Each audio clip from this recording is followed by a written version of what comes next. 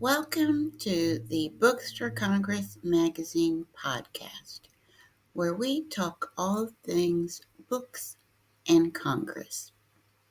It's October 4th, 2024. We usually divide this program up into two sections. The first section, we talk about the books we're reading, and the second section, we talk about recent activities before the U.S. Congress.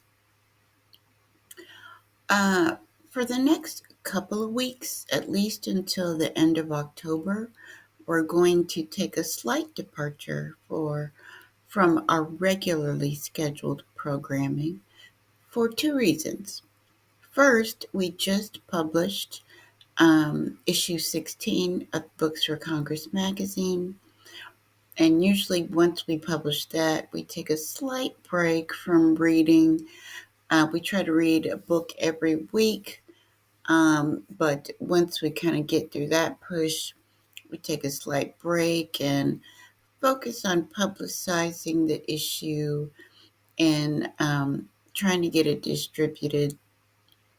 And second, Congress is also on a break.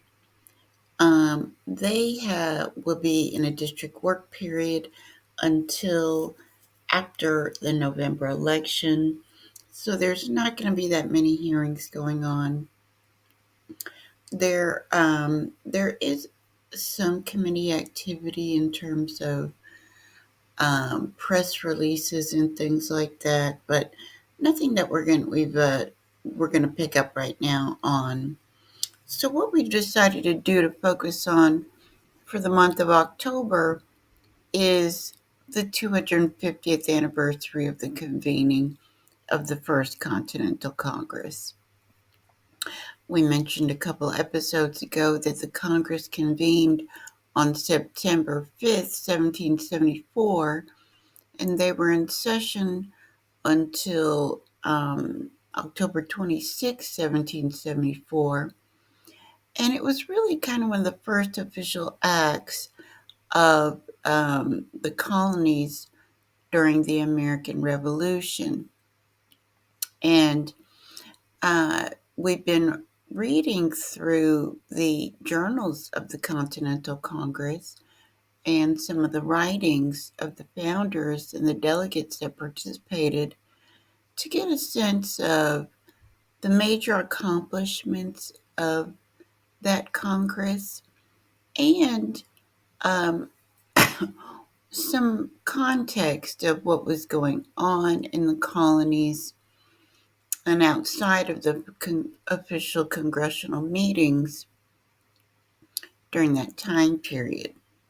They delegates from 12 of the British colonies in North America met in Philadelphia, Pennsylvania, and really talked about some of the oppressive acts by the British government, the military occupation of Boston, and just their joint concern about what was going on and how these kind of activities could spread to the other colonies. So we looked at some of the events that took place this week back in 1774, and just wanted to highlight a couple of things. John Adams was one of the more prolific writers during the American Revolution, and we pulled some great quotes that he made in a letter that he sent during this time period. And the first one, he said, patience, forbearance, long suffering are the lessons taught here for our province, and at the same time, absolute and open resistance to the new government. I wish I could convince gentlemen of the danger or impracticality of this as fully as I believe it myself. Now, as you know, John Adams was a delegate from Massachusetts, the colony that was really feeling the brunt of the weight of the British oppression, I guess, largely in response to their actions during the Boston Tea Party and other activities. And John Adams also added, "You can have no adequate idea of the pleasures of the difficulties of the errand I am on now upon.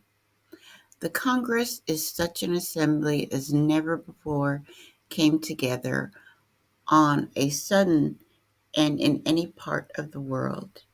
Here are fortunes, abilities, learning, eloquence, acuteness, equal to any I ever met with in my life. Here is a diversity of religions, educations, manners, interests, such as it would seem almost impossible to unite in any one plan of conduct.